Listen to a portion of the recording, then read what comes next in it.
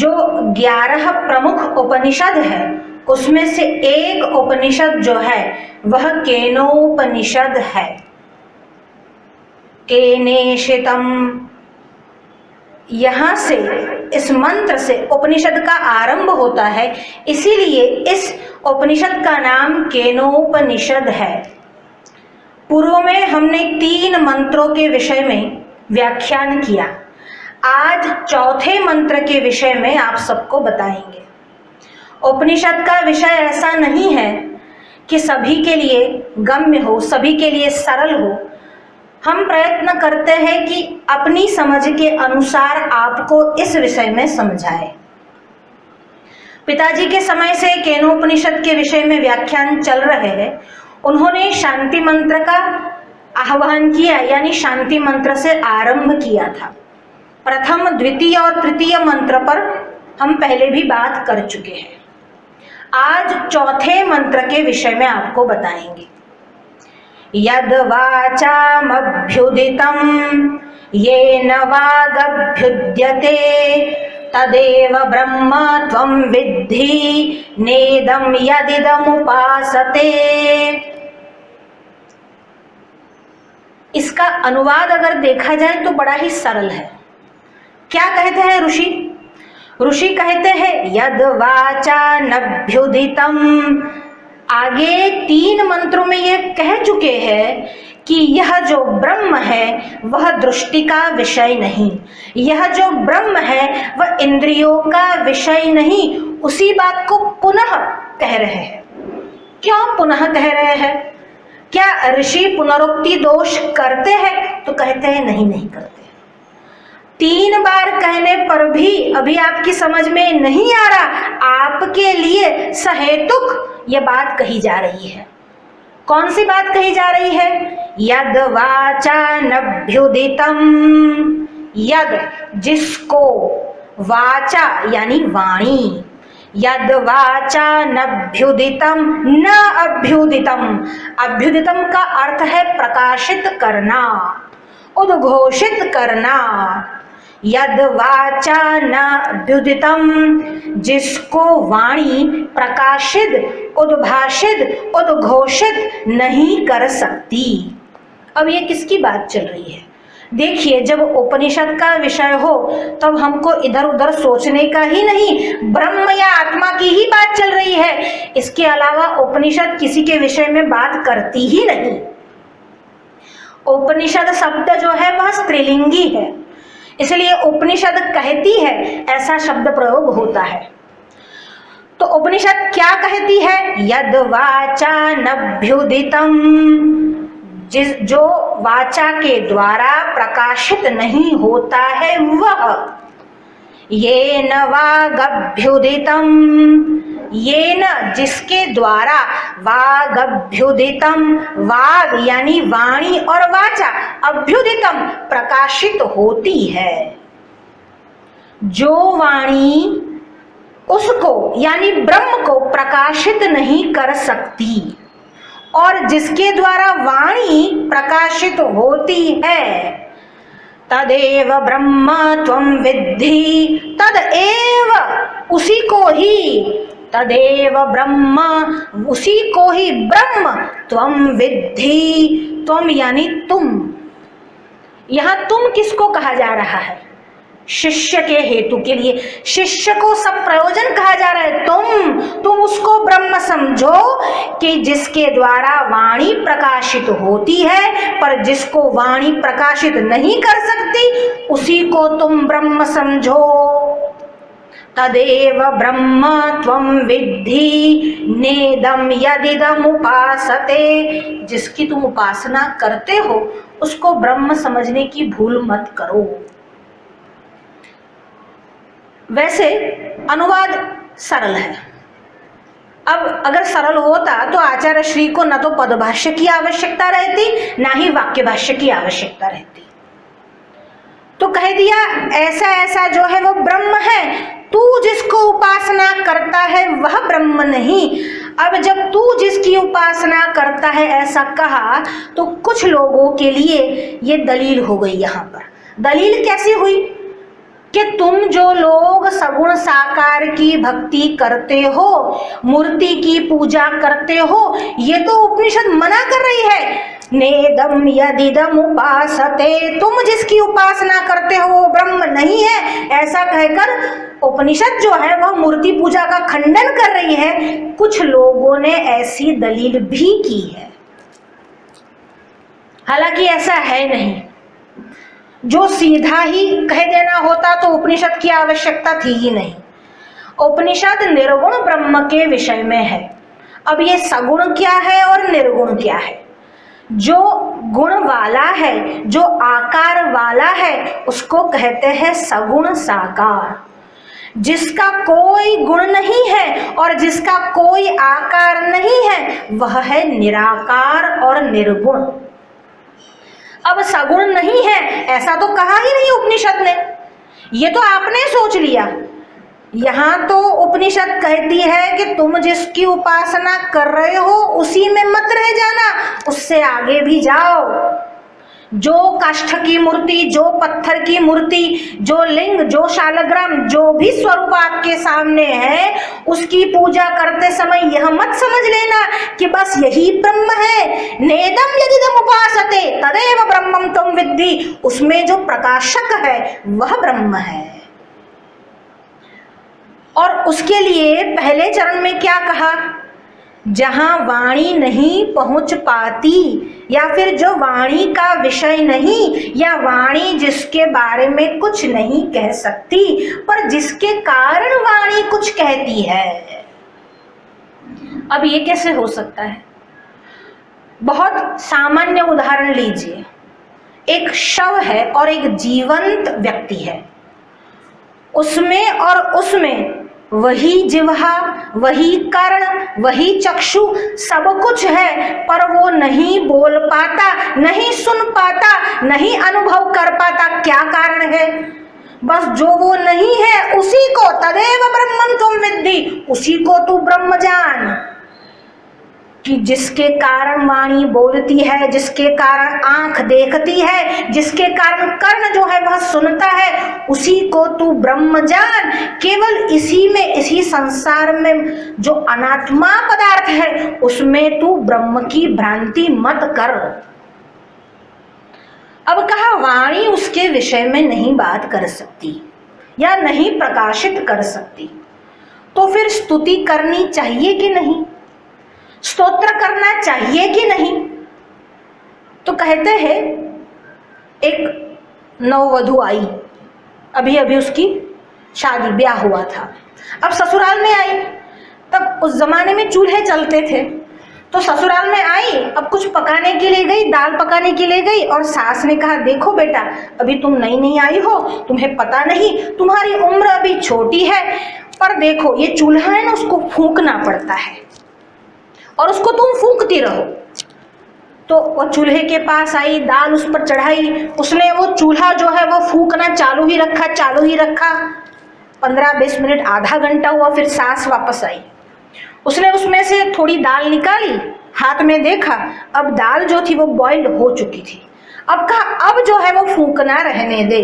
तो कहा कैसी बात करती हो, पहले बोलती हो फूंको और अब बोलती हो, पहले बोलती हो फूंकती रहो और अब बोलती हो बस फूंकना बंद करो, ये क्यों? तो कहा अब दाल जो है वो पक्व हो गई है, जब तक पक्व न हो जाए तब तक स्तुति करते रहो, स्तोत्र करते रहो। इसीलिए स्तुति की आवश्यकता है। नहीं तो अगर आप ये आर्ग्यूमेंट या दलील देने लगोगे, अरे उपनिषद तो मना करती है, यद वाचा नभ्युदितम, वाचा वहां तक जाती ही नहीं है, पर तू तो पहले उपनिषद तक पहुंच जा। वाचा नहीं जाती, तू भी कहां जा रहा है अभी? तो जब तक अपनी गति वहां तक न हो जाए तब तक ये करना ही है।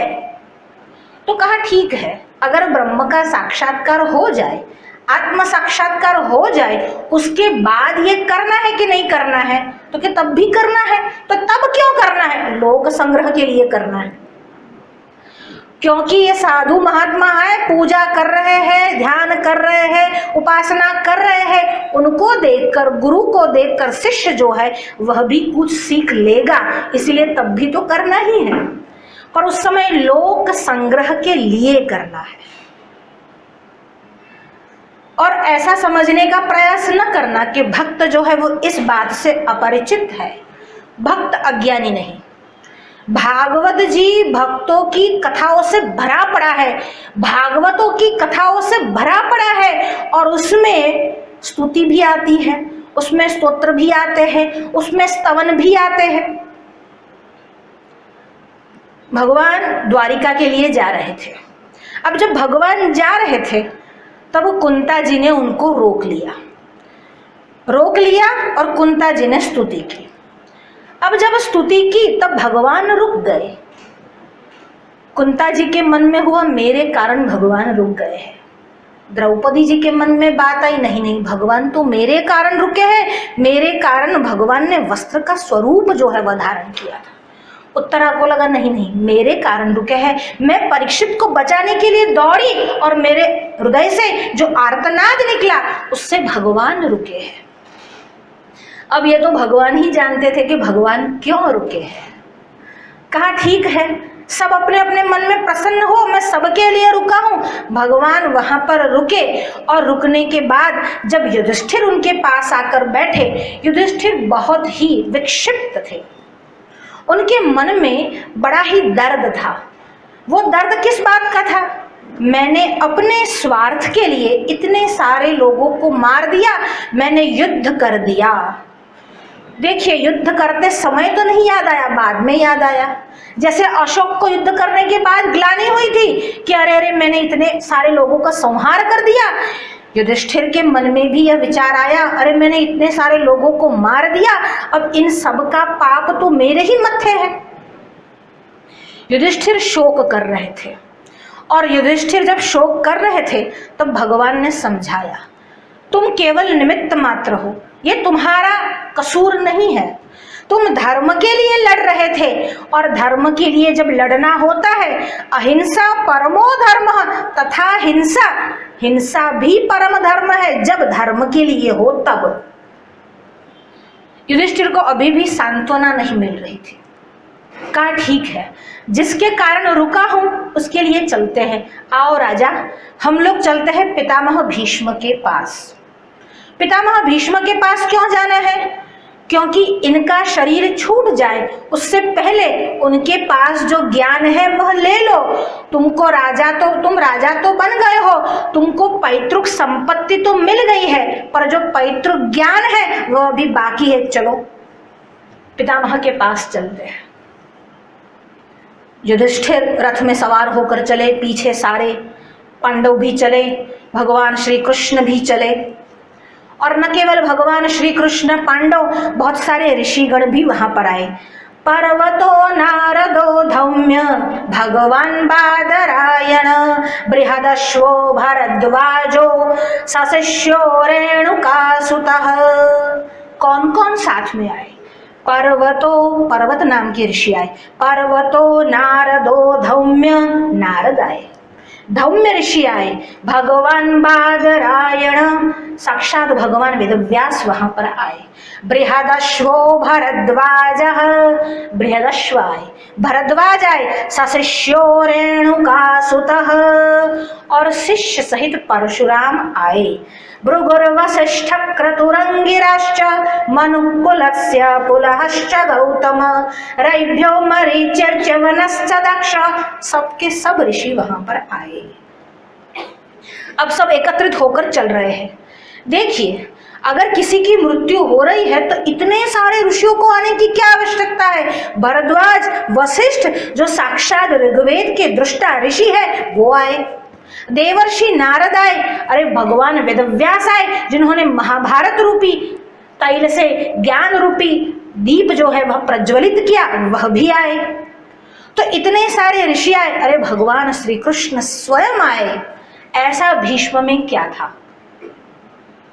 सब आए, और वहां पर भीष्म जो थे वो बाण सैया पर, सरसैया पर सो रहे थे।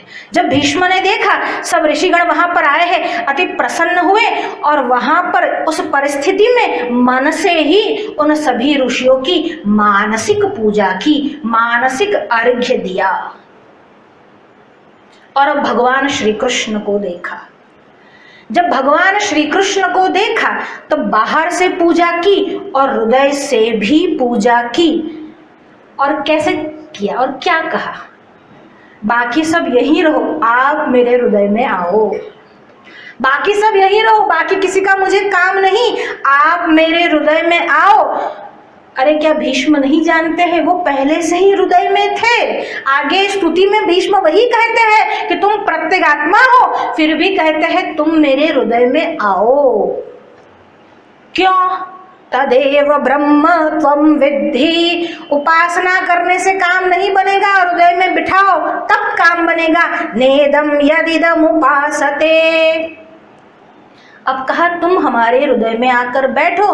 मानसिक पूजन भगवान श्री कृष्ण का किया। जो भी दान धर्म था, राजधर्म था, वो सब युधिष्ठिर को समझाने लगे। भगवान श्री कृष्ण के सामने देखते हैं, पांडवों के सामने देखते हैं, अब उनका गला जो है वो अवरुद्ध हो गया है। पांडवों को देखकर वो पूर्व में प्रसंग जो हुए उसको स्मरण कर रहे हैं। आहा, तुम्हारे पिता के अवसान के बाद तुमको कितने कितने दुख जो थे वो झेलने पड़े। और वह दुख का कारण क्या था? देखिए, जो स्थिति थी वो कैसी थी। पितामह भीष्म कहते यत्र धर्म सुतो राजा, जिस पक्ष में धर्मराज युधिष्ठिर थे। यत्र धर्म सुतो राजा गदा पाणिर वृकोदरः। गदा पाणि वृकोदर जहां पर थे। कृष्ण स्त्री गंडिवम चापम। कृष्ण शब्द का एक अर्थ अर्जुन भी है। कृष्णो स्त्री, अस्त्र वाले कृष्ण यानी अर्जुन। कृष्ण स्त्री गंडिवम चापम। जहां पर गदापाणी भीम थे, जहां पर गंडिवधारी अर्जुन थे। सुहृद कृष्णस्ततो विपद। अरे रे, और सुहृद उनके मित्र और कोई नहीं, भगवान श्री कृष्ण स्वयं उनके मित्र थे। ततो विपद, फिर भी विपत्ति आई। अब युधिष्ठिर को संदेह और बढ़ने लगा। अरे ये कैसे हुआ? तब युधिष्ठिर की ओर देखते हुए कहते हैं शंका का कोई कारण नहीं, यह भी काल रूपी कृष्ण की ही लीला थी कि ये सब होने के बाद भी आपको इस यातनाओं से, इस दुख से गुजरना पड़ा। उसमें संदेह करने का कोई कारण नहीं था। और भगवान श्री कृष्ण के सामने देखकर पितामह भीष्म कहते हैं आप वहीं ठहर जाइए। आप आए हैं, आपका स्वागत है, आप वहीं ठहर जाइए। और जब तक मैं अपने प्राण न छोड़ दूं, आप वहीं पर रहे। दो लोगों ने ऐसी दादागिरी की। भगवान आए और बैठने को नहीं बोला। ये दो लोग ऐसे थे, पुंडलिक ने ईंट मार दी और कहा भगवान वहीं खड़ा रहे। और दूसरे पितामह भीष्म ऐसा नहीं बोला आओ आपका सत्कार है, आप बैठो। कहा आप वही खड़े रहो जब तक मैं प्राण न छोड़ दूं। अरे मेरा भाग्य कैसा है, जिसका नाम भी अंतकाल में स्मरण नहीं होता, वह साक्षात भगवान श्री कृष्ण मेरे सामने खड़े हैं। अंतकाले च मामेव स्मरन् मुक्त्वा कलेवरं यः प्रयाति समद्भावं याति नस्त्यत्र संशयः। भगवान श्री कृष्ण का गीता में ये वचन है, अंतकाले च मामेव। अंतकाल में जो मेरा स्मरण करता है, मद्भावम, उसको मेरा ही भाव प्राप्त हो जाता है। तदेव ब्रह्म त्वं विद्धि, वो ब्रह्म है। उस भाव को प्राप्त करना, ब्रह्म भाव को प्राप्त करना, उस ब्रह्म को तू समझ। यम यम वापि स्मरन् भाव त्यजत्यन्ते कलेवरम। जो मेरा नाम स्मरण करते हुए, उस भाव को याद करते हुए, त्यजत्यन्ते कलेवरम तम तमैवेति कौन्तेय सदा मद्भाव भावितः। उस समय जो ये करते करते अपना शरीर छोड़ता है, वह उस भाव को ही प्राप्त करता है। यह भगवान श्री कृष्ण का वचन था और उस वचन की पूर्ति उनको करनी ही है। और पितामह भीष्म ये जानते थे, इसीलिए कहा वहीं खड़े रहो, जब तक मैं अपना शरीर न छोड़ दूं तुम वहीं खड़े रहो। और युधिष्ठिर की ओर दृष्टि करके कहते हैं तुमको क्या लगता है ये श्री कृष्ण बिना बुलाए ही आ गए? ऐसा समझने की भूल मत करना। मुझे वो दिन याद है, युद्ध का 9वां दिन था। बहुत पांडव सेना बहुत बली हो रही थी, इतनी बली हो रही थी कि कौरव सेना पर भारी पड़ रही थी। अब दुर्योधन को बड़ा क्रोध आया। उसको इतना क्रोध आया कि पितामह आप देख रहे हो पर आप बाण नहीं चला रहे, आप किसी भी पांडव का वध नहीं कर रहे हैं, आप लड़ तो यहाँ पर रहे हो पर आपका जो पक्ष है वह युधिष्ठिर का पक्ष है और आप युधिष्ठिर के पक्ष को नहीं छोड़ रहे। भगवान ये सब समझते हैं कि मैंने दुर्योधन का पक्ष लिया, पर ये सब नहीं जानते मैंने दुर्योधन का पक्ष क्यों लिया। क्या मैं नहीं जानता था कि दुर्योधन अधर्म के पक्ष में है? तो दुर्योधन का पक्ष लेने का क्या कारण था? और भीष्म तो बड़े ज्ञानी थे, भगवान श्री कृष्ण स्वयं युधिष्ठिर को वहां लेकर चले हैं, तो उन्होंने अधर्म का पक्ष क्यों लिया? भीष्म कहते हैं, अगर मैं युधिष्ठिर की सेना में रहता तो हे भगवान श्री कृष्ण तेरे नित्य दर्शन कैसे कर पाता? अगर मैं सामने के पक्ष में रहता तो ही तुम्हारे नित्य दर्शन कर पाता। मैंने ऐसे वैसे ही वो पक्ष नहीं लिया, तुम्हारे दर्शनों के कारण मैंने वो पक्ष लिया। जब दुर्योधन को ये मन में संदेह होने लगा कि पितामह भीष्म किसी को नहीं मार रहा, वो रात्रि में मेरे शिविर में आया, बहुत गुस्सा किया, बहुत क्रोध किया और कहा आप पांडवों के पक्ष में हैं, आप अन्न तो यहाँ का खाते हैं पर आपका पक्ष जो है वो पांडवों का पक्ष है। दुर्योधन बहुत बौखलाया हुआ था और कहा खो न हो, कल आपको एक को मारना ही मारना है। और भीष्म ने प्रतिज्ञा की कि ठीक है, कल मैं किसी न किसी को तो मारूंगा ही। एक काम करना, रात्रि के समय भानुमति को हमारे शिविर में भेज देना, मैं उसको आशीर्वाद दूंगा। अब दुर्योधन तो चला गया, भानुमति से बात की। यहाँ पर अर्जुन सोए हुए थे, भगवान श्री कृष्ण को नींद नहीं आ रही थी। बोलो उठ, सो क्यों रहा है? अर्जुन ने बोला क्या बात है? अरे पता नहीं, पितामह ने प्रतिज्ञा ली है कल किसी न किसी का वध करेंगे। कहा मुझे चिंता का है कि आप जाग रहे हो, मैं सो रहा हूं। जब भगवान जाग रहे हैं तो मुझे जागने की आवश्यकता क्या? जो टोटल सरेंडर है, जिसने शरणागति स्वीकार कर ली है, उसको भय कैसा? शरणागत को भय नहीं होता। कहा अब ये तो कुछ करने से रहा, मैं क्या करूं? अब भानुमति पितामह से मिलने के लिए वहां पर आ रही थी। अब भानुमति को बीच में ही रोक दिया और कहा अभी रात्रि के समय जाते हो, पितामह के आराम का समय होगा, पूरे दिन युद्ध से वो इतने थक गए हैं, अब रात्रि के समय क्या, कल सुबह जाना, प्रातः काल में उठना, ब्रह्म मुहूर्त में स्नान करना, स्नान आदि करके जब वो ध्यान में बैठे तब उनके चरण स्पर्श करने के लिए जाना। भानुमति को विचारा ठीक है, कल सुबह जाने में कौन सी देर हो जाएगी, ठीक है। और भानुमति वहीं से विदा हुई और भगवान ने द्रौपदी को उठाया, चलो। और द्रौपदी को लेकर भगवान चले पितामह के शिविर में। अब पितामह के शिविर में ऐसा था कि रात्रि के समय भी अगर कोई स्त्री अपने कुलवधू को आना चाहे तो वो आ सकती है, उसके लिए बेरोक टोक आना जाना था। अब भगवान तो अंदर जा नहीं सकते, द्रौपदी को बोला चल तुम उठो, और भगवान और द्रौपदी दोनों गए। और भगवान ने क्या किया, पूरी एक कांवली से अपना जो शरीर था, मुंह था, वो सब ढक दिया। अब पितामह भीष्म किसका ध्यान कर रहे थे? भगवान का ही ध्यान कर रहे थे। पर आज भगवान कुछ अलग स्वरूप में दिखे। कौन से स्वरूप में दिखे? भगवान ने काली कमली ओढ़ी हुई थी। अब पितामह को लगा आज भगवान जो है वो त्रिभंगी छटा में नहीं दिख रहे, पीताम्बर में नहीं दिख रहे, ये कौन सा नया स्वरूप है? अभी तो पितामह ये सोच ही रहे थे, इतने में द्रौपदी का प्रवेश हुआ। रात्रि का समय था, ध्यान में थे, आंखें बंद थी। द्रौपदी ने आकर चरण स्पर्श किया और पितामह ने कहा अखंड सौभाग्यवती भव। अब आंखें खोली और द्रौपदी ने कहा पितामह मैं द्रौपदी हूं। अरे तू किसके साथ आई है? पहला ही प्रश्न, किसके साथ आई है? बाहर खड़ा है, बुलाओ उसको अंदर। अब भगवान बाहर गए, जिस रूप का पितामह दर्शन कर रहे थे उसी रूप को बाहर देखा और भगवान को कहा, अरे ऐसी क्या आवश्यकता पड़ी कि आपको आना पड़ा। कहा, आपने प्रतिज्ञा जो ले ली थी दादाजी, हमको आना ही पड़ा।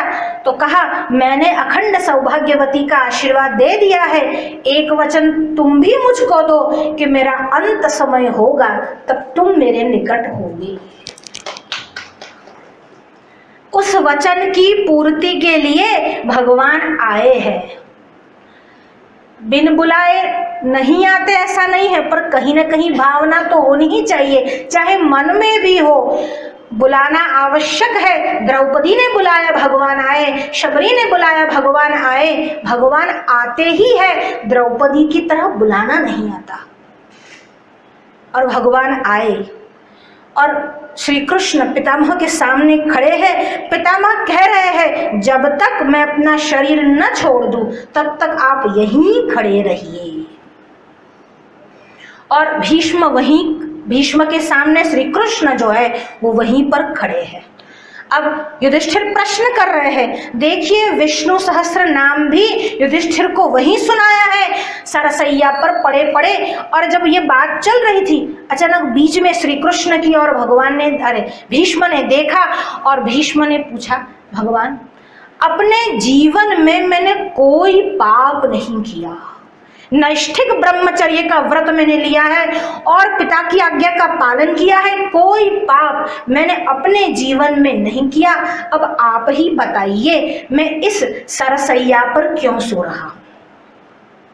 श्री कृष्ण ने कहा, बिल्कुल सही दादाजी, आपने अपने जीवन में कोई पाप नहीं किया है, पर इन आंखों से आपने पाप देखा है। यदा रजस्वलम कृष्ण, जब द्रौपदी को भरी सभा में घसीटा गया, आप वहीं पर थे, आप कुरुवृद्ध थे, आपने रोका नहीं। जब द्रौपदी आपके पास आई तब भी आपने यही कहा कि जो पति हार चुका है उसकी पत्नी भी हार ही गई है। ऐसा कहकर आप भी मौन हो गए। आपने आंखों से पाप देखा और ये आंखों के पाप देखने का ही फल है। जीवन में पाप नहीं किया, पाप देखा मात्र, तो ये फल है। सोचो हमारी गति क्या होगी। कदम कदम पर पाप छूटता ही नहीं है, ऐसी अवस्था में गति क्या होगी। पितामह भीष्म राजधर्म समझा रहे हैं, दान धर्म समझा रहे हैं, स्त्री धर्म समझा रहे हैं। अब सब बोलना जब खत्म हुआ, वाणी का विराम हुआ, तब सारी इंद्रियों को पितामह ने अपने में ही सन्निहित कर लिया, अंतराभिमुख हो गए, अंतर्मुख हो गए और श्री कृष्ण के प्रति अपना सारा जो ध्यान था उन्हीं पर केंद्रित कर दिया। अब तुम हो नहीं हो, मुझे उससे कोई फर्क नहीं पड़ता। श्री कृष्ण की ओर देख रहे हैं और भीष्म जो है वह स्तुति करते हैं। भीष्म स्तुति करते हुए क्या कहते हैं, इति मतिरुपकल्पिता वितृष्णा भगवती सात्वत पुंगवे विभुम्नि।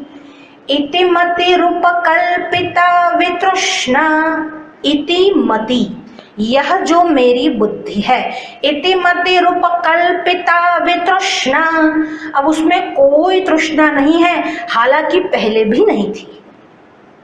मैंने चित्त शुद्धि कर ली है। कब तक उपासना करनी है? चित्त शुद्धि तक। कब तक वो चूल्हे में फूकना है? जब तक चित्त शुद्ध न हो जाए तब तक तो यह करना ही है। यज्ञ यागादि जो है वह करना ही है, कर्म करना ही है, सत्कर्म करना ही है, दान देना ही है। तपसा कल्मषम हंति, तप से जो है वह कल्मष यानी पाप जो है उसका नाश होता है। इति मतिरुपकल्पिता वितृष्णा भगवती सात्वत पुंगवे विभुम्नि। भगवती, यह जो मेरी मति है जो वितृष्णित हो गई है, जिसमें अभी कोई तृष्णा कोई भी कामना नहीं रही, वो किस में जाकर स्थिर हो जाए? भगवती सात्वत पुंगवे विभुम्नि, और तुम में जाकर स्थिर हो जाए। जो सात्वत कुल में, यदु में जो प्रादुर्भूत हुए हैं, उस भगवान श्री कृष्ण में जाकर मेरी मति जो है वह स्थिर हो जाए। क्यों स्थिर हो जाए? स्वसुखमुपगते क्वचिद विहरतुम, क्योंकि तुम जो ये अवतार लेकर आते हो वो तुम्हारा स्वरूप नहीं है, वह तो तुम्हारा तटस्थ लक्षण है। देखिए अब वापस हम वेदांत की ओर चलते हैं। ब्रह्म के वर्णन के लिए दो लक्षणों को बताया गया है, एक है तटस्थ लक्षण और दूसरा है स्वरूप लक्षण। यह जो तटस्थ लक्षण है वो कौन सा है? स्वसुखमुपगते क्वचित विहरतुम, अपने स्वरूप को छोड़कर क्वचित विहरतुम, तुम्हारी विहार करने की इच्छा जब हो जाए तब तुम अवतार लेकर आते हो, सृष्टि की उत्पत्ति करते हो। जन्माद्यस्य यतः, जन्म आदि जिससे होते हैं वह उसका तटस्थ लक्षण है। अभी उसके विषय में ज्यादा बात नहीं करेंगे, पर स्वसुख रूपे क्वचित विहरतुम, अपने रूप का उपगते करके तुम क्वचित विहरतुम, विहार करने के लिए क्या करते हो? प्रकृति रूपी उपेहि यद भव प्रभावः, प्रकृति का आश्रय लेकर उस प्रवाह में उस भाव को तुम प्राप्त करते हो। प्रकृति का अर्थ माया है।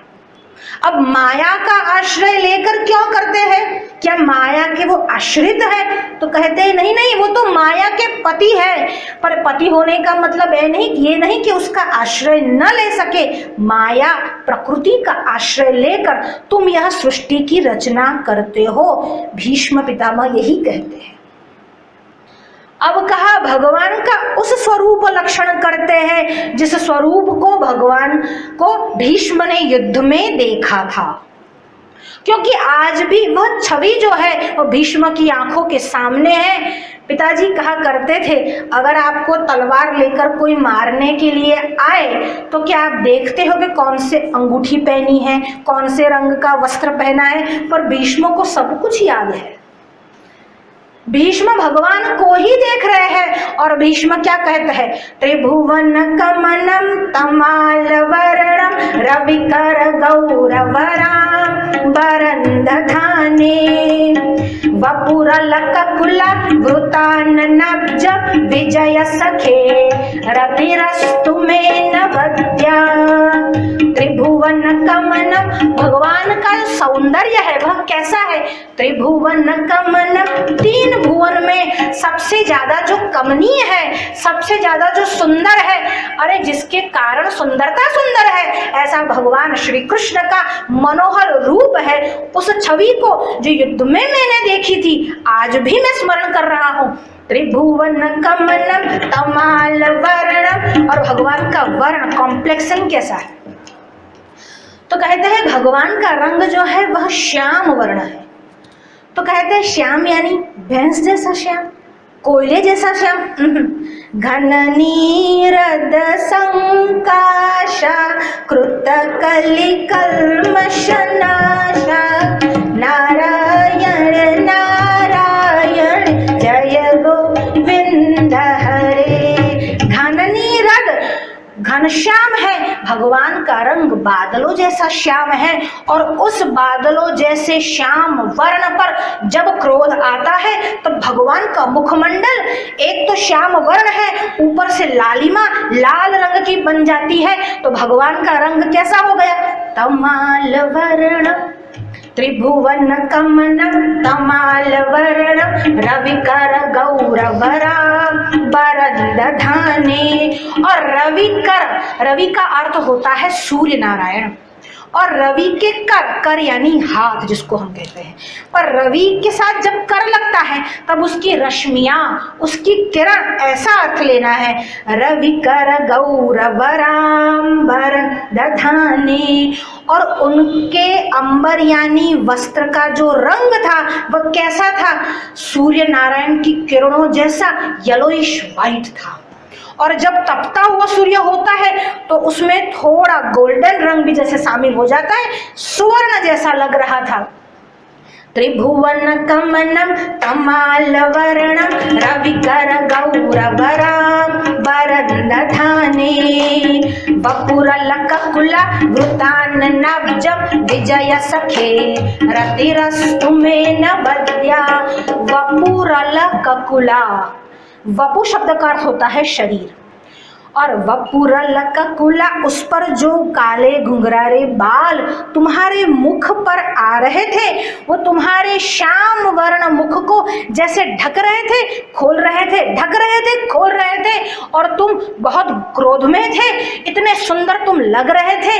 त्रिभुवन कमलम तमाल वर्ण रविकर गौरवरा वरंदधानी, वपुरल ककुला वृतान नब्जम विजय सखे रतिरस्तु में नवद्या। विजय सखे, ऐसे अर्जुन के सारथी, अर्जुन के सखा, रतिरस्तु में नवद्या, मेरी रति, मेरी प्रीति और मेरी मति वो आपके चरणों में ही हो।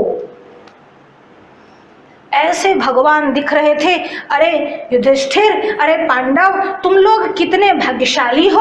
भगवान ने तुमने भगवान को केवल अपना ममेरा भाई समझा, और तुमने भगवान से क्या क्या नहीं करवाया। तुमने भगवान से दूत कार्य करवाया।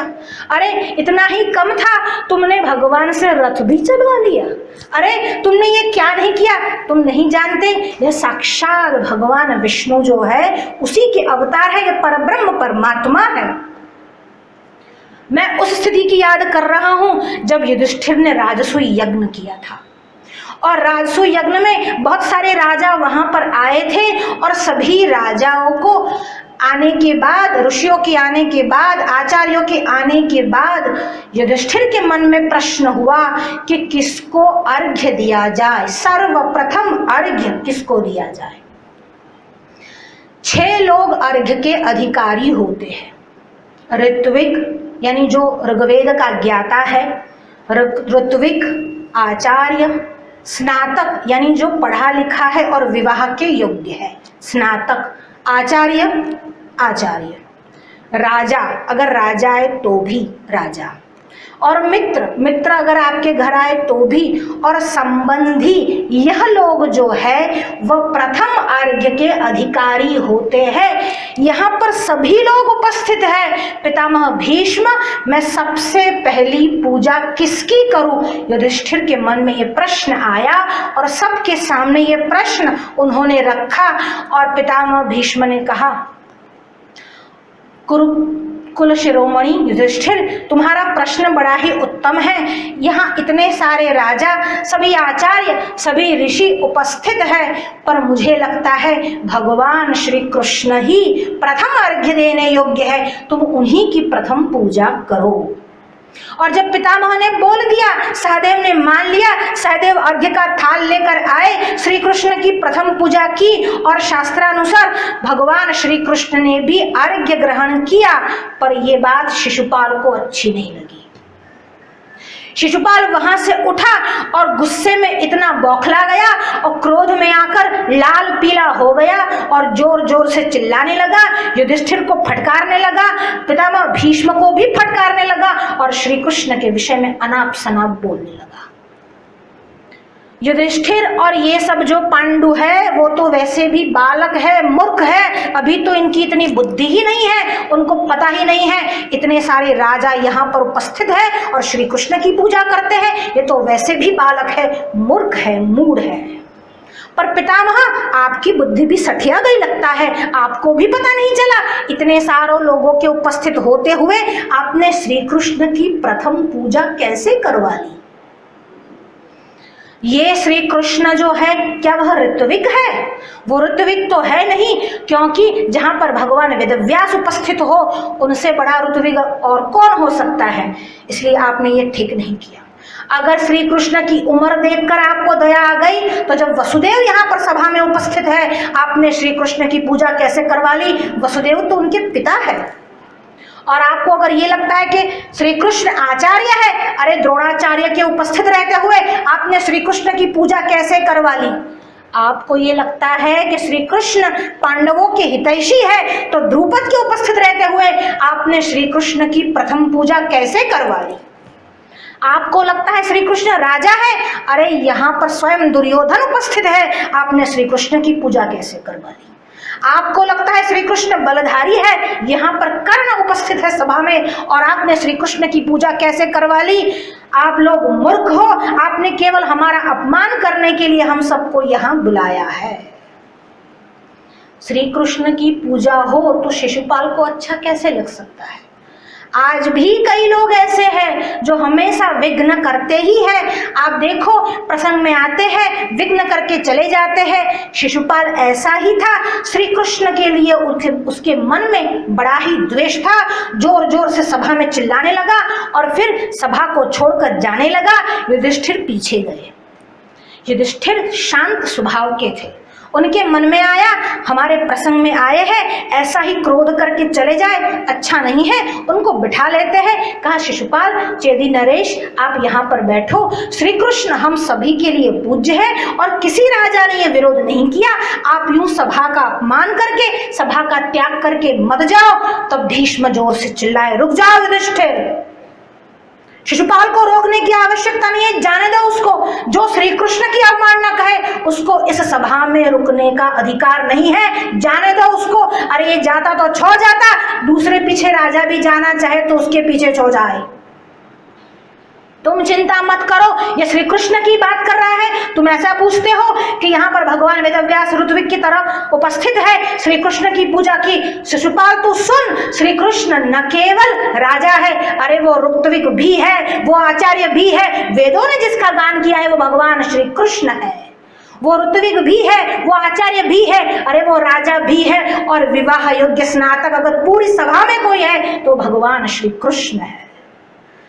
और मित्र, पांडवों के तो मित्र ही है और संबंधी भी है।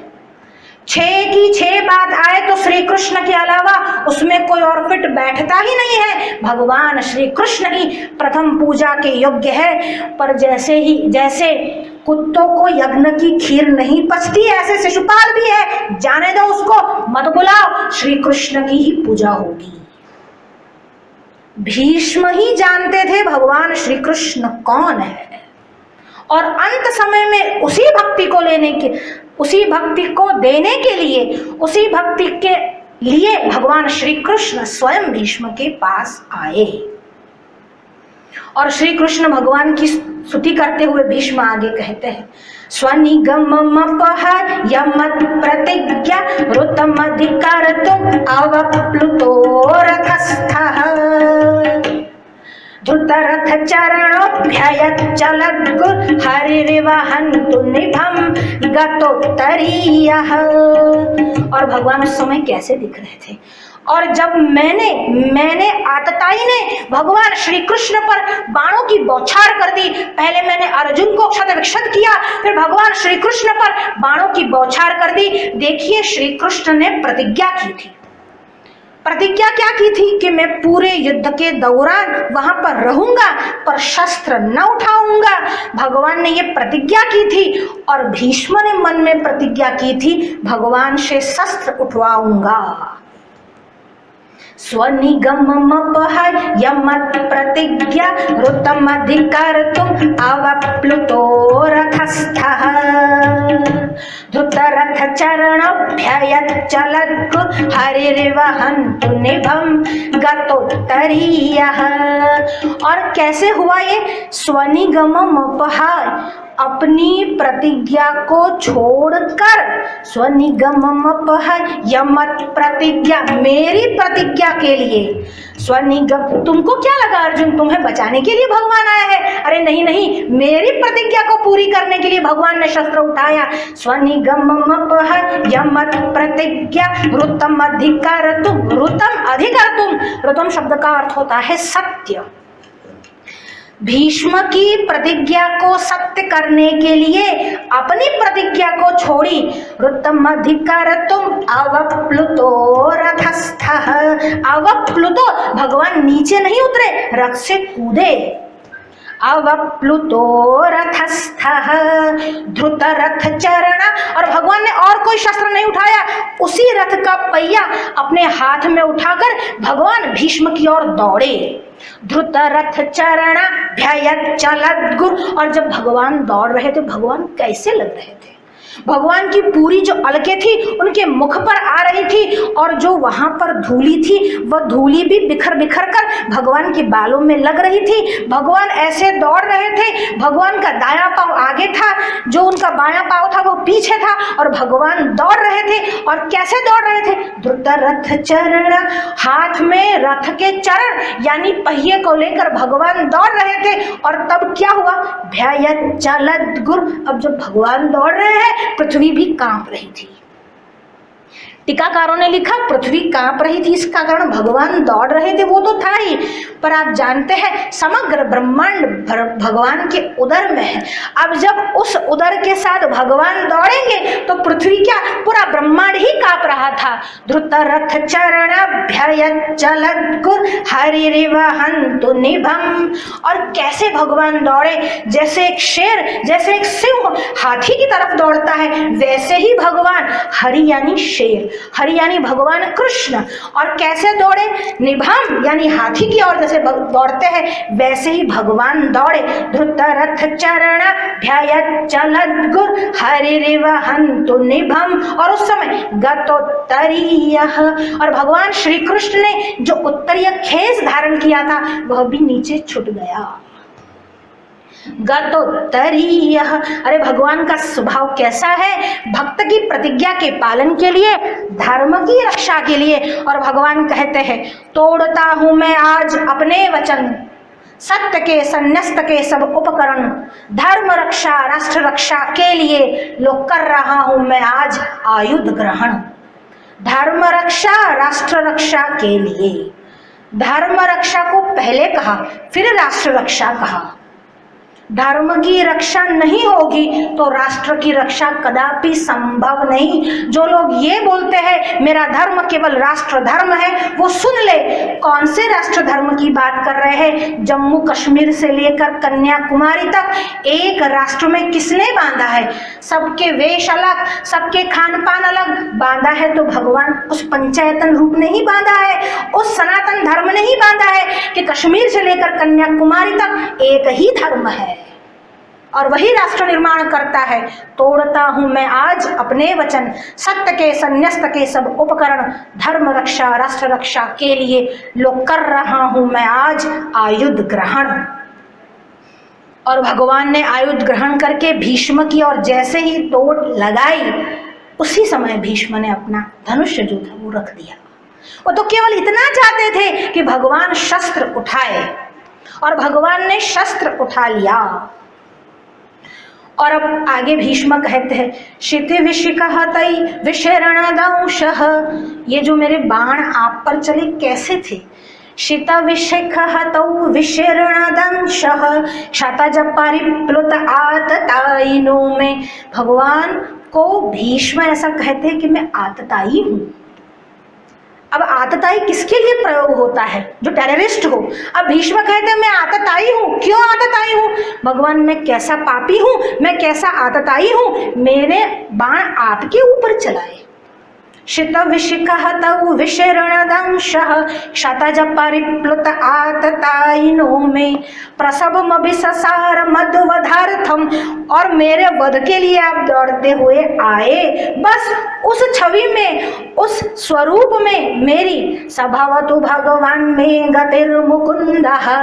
बस उस छवि में, उस श्री कृष्ण की छवि में जो मुझे मारने के लिए आए थे, मेरी गति हो, मैं वहीं पर अपने आप को विराम देता हूं। भीष्म ने प्रणाम किया, अपनी वाणी को विराम दिया, और भगवान के देखते देखते भीष्म ने अपने प्राण जो थे वह छोड़ दिए, और उनके शरीर से ज्योति निकलकर भगवान में ही सन्निहित हो गई।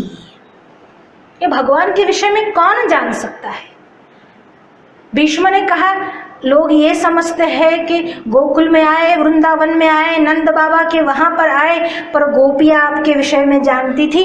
हम इतने बड़े होकर भी आपके विषय में न जान सके, पर वो गोपियाँ आपके विषय में जानती थी। अरे आपकी महिमा को कौन गा सकता है? शेष गणेश महेश दिनेश सुरेश हुजा निरंतर गावई। शेष गणेश महेश दिनेश सुरेश हुजा निरंतर गावई। ताहि अनादि अनंत अखंड अछेद अभेद सुभेद बतावई। नारद से सुख व्यास रटे पछिताई पुनि हरि पार न पावई। ताहि अहिर की छोहरिया छछिया बड़ी छाछ पे नाच नचावे। अहिर की छोरिया छछिया बड़ी छाछ के लिए, एक प्याले छाछ के लिए आपसे नाच नचवाती थी। तुम साधारण नहीं हो, तुम त्रिभुवन के स्वामी हो। तदेव ब्रह्म तुम विद्धि नेदम यदिदम उपासते। तुम प्रत्यगात्मा हो, सभी की आत्मा हो। ये बात गोपियां जान गई, हमको जानने में समय लग गया। उसी प्रत्यगात्मा में, उसी में थे, उससे भिन्न थे ही नहीं। उसी में भीष्म जो थे वह विलीन हो गए। यद वाचा नभ्युदितम, जिसको वाणी बता नहीं सकती। ये न वागभ्युद्यते, पर जिसके कारण वाणी बोलती है, यही वह श्री कृष्ण परब्रह्म परमात्मा है।